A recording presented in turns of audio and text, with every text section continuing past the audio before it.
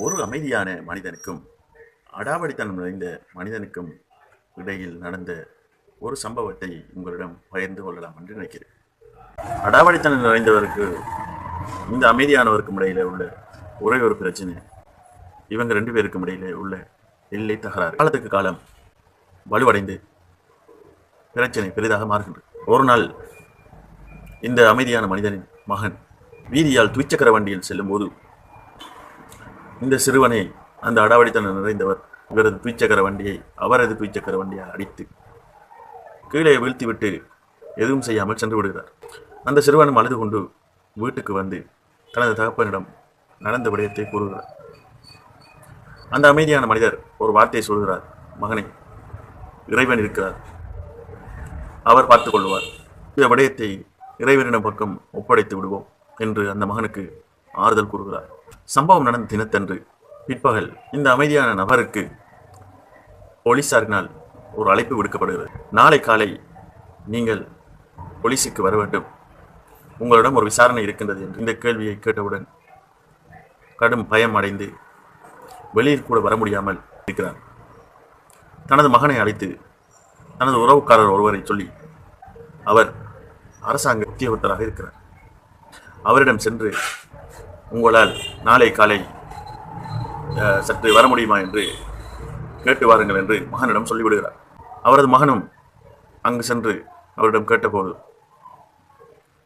அந்த உறவுக்காரர் சொல்கிறார், என்னால் வர முடியாது, நான் நாளை ஆஃபீஸுக்கு செல்ல வேண்டும், உங்களது பிரச்சனையை நீங்களே பார்த்துக் கொள்ளுங்கள் என்று அந்த சிறுவனிடம் சொல்லி அனுப்பிவிடுகிறார். நடந்த விடயத்தை அந்த சிறுவன் வந்து தனது தகப்பனிடம் கூறிய போது மிகவும் கவலையோடு என்ன நடக்குமோ என்ற பயத்துடனே அன்றைய நாள் விடுகின்றது.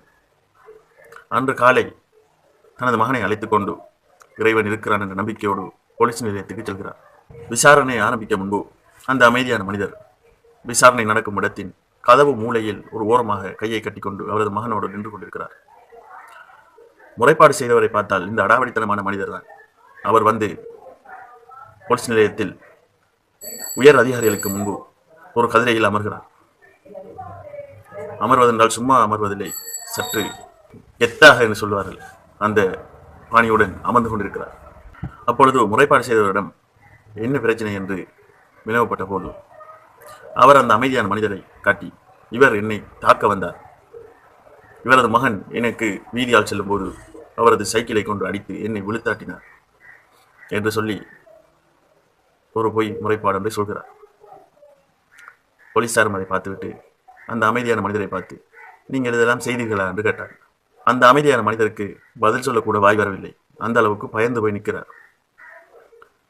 அப்பொழுது அவர் சொன்னார், இல்லை, நான் அவருக்கு எதுவும் செய்யவில்லை, அவர் பொய் சொல்கிறார்.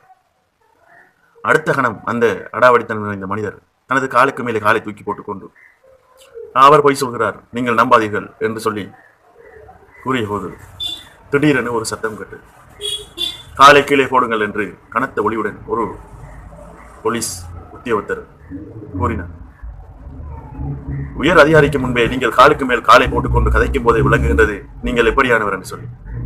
அந்த மனிதரை பாருங்கள், கதவு ஓரமாக ஒதுங்கிக் கொண்டு நிற்கிறார், அவர் உங்களை தாக்க வந்தாரா என்று போலீசாருக்கே விளங்கிவிட்டது. உடனே அங்கிருந்த போலீஸ் உத்தியோகத்தர் சொன்னார், இந்த முறைப்பாடு செய்ய வந்த நபரால் உங்களுக்கு ஏதாவது இடைஞ்சல்கள் பிரச்சனைகள் வந்தால் எங்களிடம் பாருங்கள், நாங்கள் உரிய நடவடிக்கை எடுக்கிறோம் என்று அந்த சிறுவனையும் அந்த அமைதியான மனிதரையும் கூறி வழி அனுப்பி வைத்தனர்.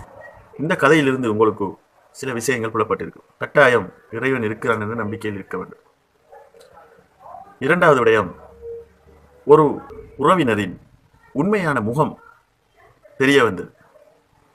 மூன்றாவது விடயம், ஆணவத்தில் ஆடக்கூடாது என்ற விடயம் இங்கு காட்டப்படுகிறது. நான்காவது விடயம், யார் குற்றவாளியாக போனாரோ அவரே நிரபராதியாக உடனுக்குடன் வெளியே வந்து இந்த சம்பவங்கள் எமக்கு வெளிப்படுத்துகின்றது. இந்த ஒரு சம்பவம் கிட்டத்தட்ட 25 வருடங்களுக்கு முதல் நடந்த ஒரு சம்பவம் உண்மை சம்பவமாக நான் உங்களிடம் குறிப்பிடுகிறேன்.